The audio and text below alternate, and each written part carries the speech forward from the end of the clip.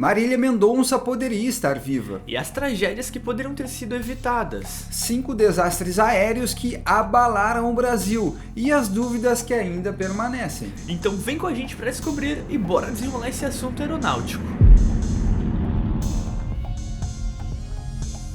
Fala gurizada, eu me chamo Nicolas Fonseca. E eu sou Matheus Fonseca. Com certeza já devem ter te falado que o avião é o meio de transporte mais seguro do mundo, e de fato ele é. Segundo as estatísticas, a chance de uma pessoa sofrer um acidente de avião é de 1 em 8 milhões. Mas acidentes acontecem, ou será que nem sempre é um acidente?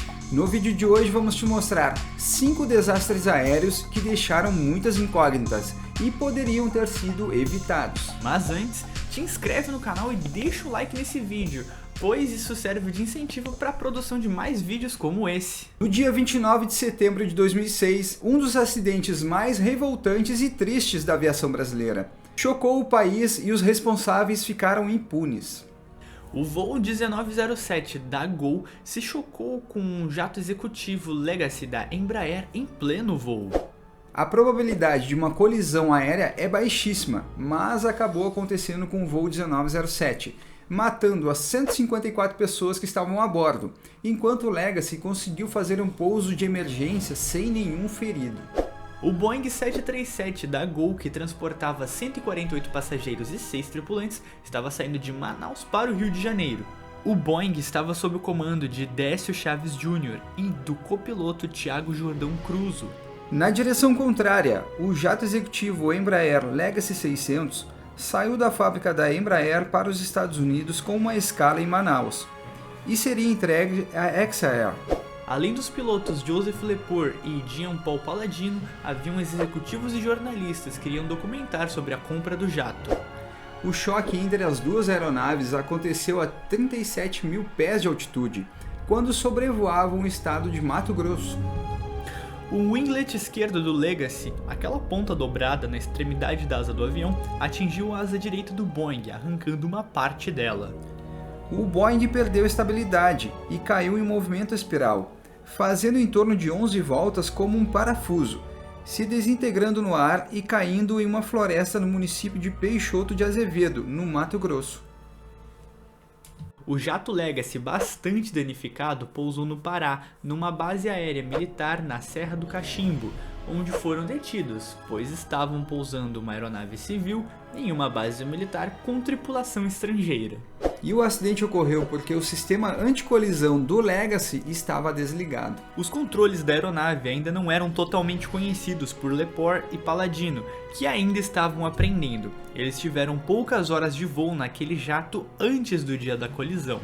Durante o voo, eles ativaram o piloto automático e desligaram acidentalmente o sistema anticolisão, que emite um sinal sonoro e visual para a torre, e assim eles ficaram praticamente invisíveis para as outras aeronaves. Os controladores tentaram avisar sobre esse erro para os pilotos, mas infelizmente não entendiam a língua deles.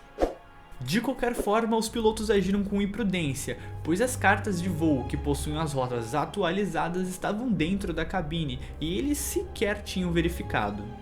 Em 2011, Lepore e Palladino foram condenados a 3 anos de prisão em regime aberto, por negligência, mas em 2017 a Justiça do Mato Grosso decretou sua prisão. Os 4 controladores de voo foram absolvidos na Justiça Comum, porém foram condenados por homicídio culposo na Justiça Militar. O fato é que Lepore e Palladino não pagaram pelo crime e são considerados foragidos no Brasil, pois o Departamento de Justiça norte-americano disse não haver jurisdição para a sentença brasileira.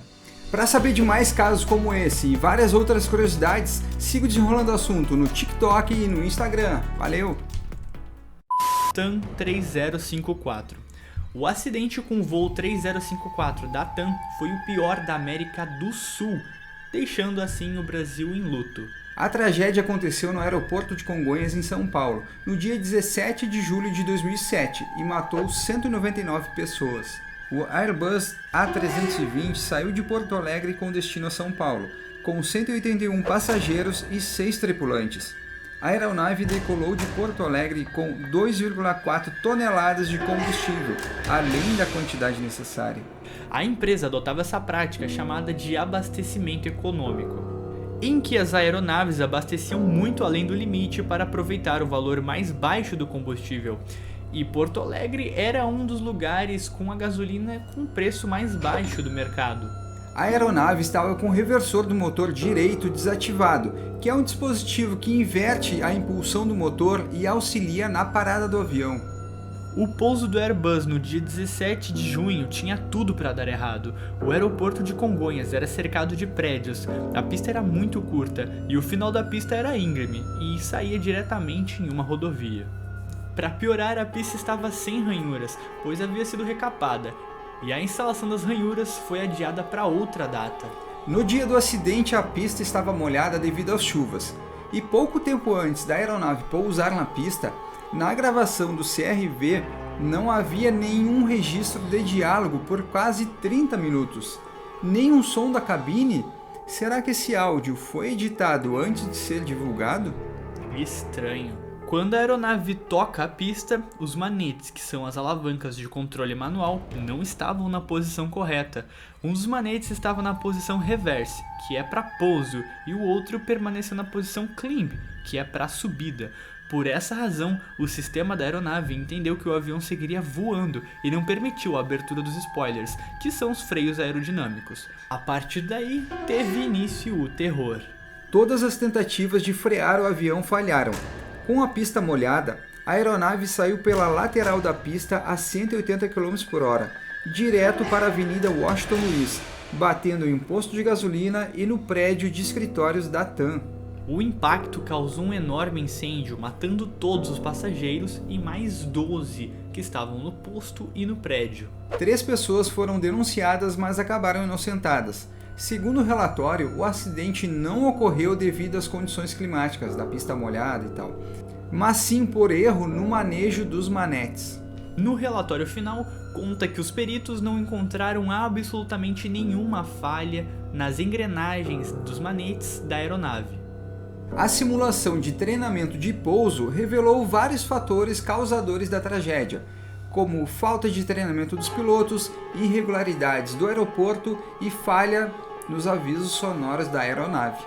Mesmo com vários pontos contribuindo para a tragédia, a posição dos manetes foi o ponto-chave, e a questão é por que ele se manteve acelerado. Apesar do Centro de Investigação e Prevenção de Acidentes Aeronáuticos ter apontado que foi falha dos pilotos, muitos especialistas se recusam a acreditar que um comandante tão experiente teria esquecido o manete na posição de aceleração. Mais uma lamentável tragédia que ficou impune e deixou muitas dúvidas. Air France 447. Em 1º de junho de 2009, o voo 447 da Air France decolou do Rio de Janeiro para Paris, mas acabou caindo no Oceano Atlântico, matando 228 passageiros. O Airbus A330 estava sob o comando do experiente piloto Marc Dubois e do copiloto Pierre-Cédric Bonin, que tinha apenas 3.000 horas de voo. Como Dubois era o capitão da aeronave, Bonin atuava como responsável pela operação da aeronave, e Dubois atuava como um piloto assistente tomando as decisões. As primeiras horas de viagem foram tranquilas, porém com a mudança climática, Bonin ficou preocupado, porém Dubois seguiu seu curso. Bonin tentou argumentar várias vezes que seria melhor voar sobre as nuvens para escapar da tempestade, mas Dubois não concordou. Segundo ele, bastava voar entre as nuvens para escapar das áreas mais turbulentas. Mesmo com a tempestade piorando, Dubois resolveu tirar um cochilo e quem ficou em seu lugar foi o copiloto David Robert. A aeronave passou por fortes turbulências e Bonin mais uma vez sugere que aumente a latitude, mas Robert disse que era para fazer apenas um desvio à esquerda, o que infelizmente os levou a uma zona ainda muito pior. Os tubos do sistema de medição das asas se encheram de cristais de gelo, parando os mostradores de velocidade do painel e automaticamente desconectando o piloto automático. Pilotando manualmente, Bonin puxou a alavanca empinando a aeronave, impedindo que o ar circulasse sobre a parte superior da asa. a aeronave perdeu velocidade, chegando a 198 km por hora, com uma perda de altitude de 3.400 metros por minuto. Pela gravação dos últimos momentos de diálogo da cabine, eles não estavam entendendo o que estava acontecendo, se o avião estava subindo ou descendo. Robert não assumiu o controle, ao invés disso, preferiu tocar a campainha para acordar Du Bois. Quando Du Bois chega na cabine, surpreendentemente fica em silêncio por 23 segundos, e um pouco tempo depois, o avião se choca com o oceano, matando todos no local. Nas primeiras horas do acidente, apenas 50 corpos emergiram, pois a maioria só foi encontrada junto com os destroços da aeronave a 4.000 metros de profundidade. E adivinha quando? 2 anos depois. A Air France e a Airbus serão julgadas por homicídio culposo pelo Tribunal Penal de Paris, pois, por conta das falhas da aeronave, os pilotos fizeram uma interpretação errada dos dados, causando assim essa terrível tragédia que poderia ter sido evitada. Nos diga aqui nos comentários se tu já conhecia essas histórias, ou se tu acabou de conhecer alguma delas e qual tu achou mais impressionante. O voo 168 da VASP. No dia 8 de junho de 1982, aconteceu um intrigante acidente com um Boeing 727 da antiga companhia aérea VASP e deixou uma interrogação que jamais será respondida. O avião saía de São Paulo com destino a Fortaleza, fez uma escala no Rio de Janeiro e até aí corria tudo bem. Até que o avião se chocou contra a Serra de Aratanha, em Pacatuba, região metropolitana de Fortaleza. Os 9 tripulantes e os 128 passageiros morreram. A aeronave estava sob o comando de Fernando Antônio Vieira, do copiloto Carlos Roberto e do engenheiro José Erimar. Aproximando-se do aeroporto Pinto Martins, o comandante Vieira, como era chamado, começou a descer a 253 km, quando deveria ser a 159, o que seria 86 milhas náuticas. Por essa razão, o Boeing atingiu 3.000 pés antes do que deveria, acionando 2 vezes o alarme de altitude. Quando o Boeing cruzou a altitude de 3.800 pés, o copiloto avisou ao comandante que haviam montes à frente, que eram os morros da Serra da Aratanha, mas o comandante não reagiu e não interrompeu a descida.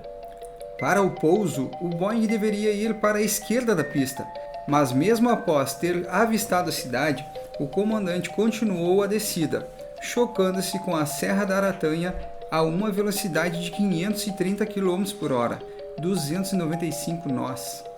Na gravação do CVR, a Caixa Preta, nos últimos segundos de diálogos, os tripulantes confirmam que o copiloto avisou o comandante dizendo que o Boeing estava abaixo da altitude certa.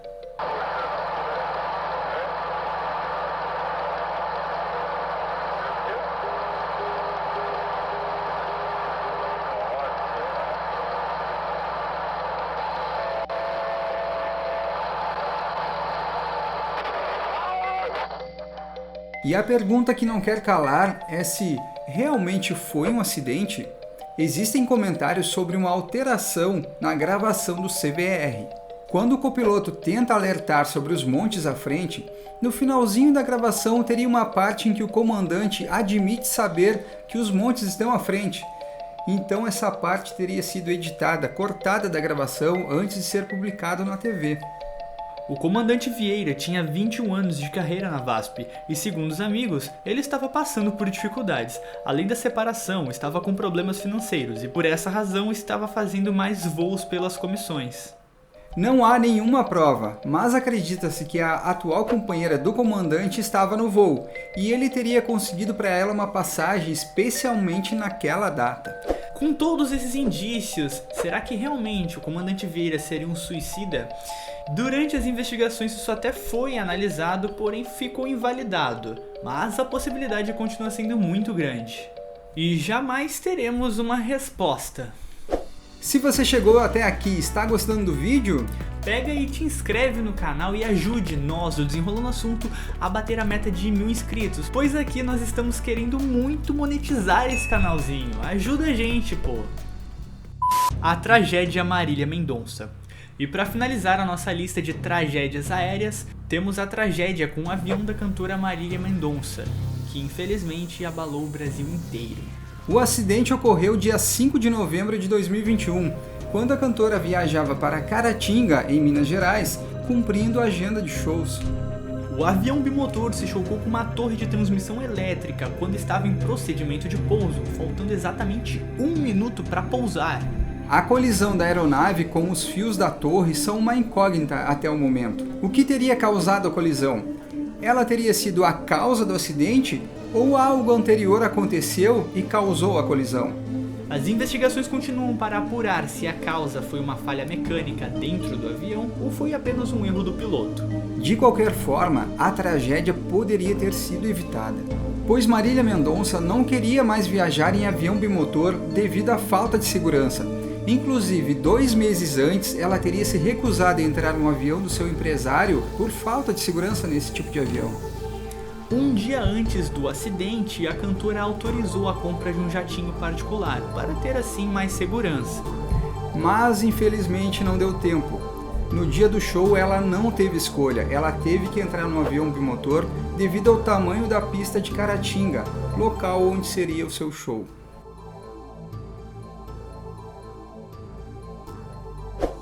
Se tem algum desastre aéreo que tu gostaria de ver aqui no canal, deixa nos comentários.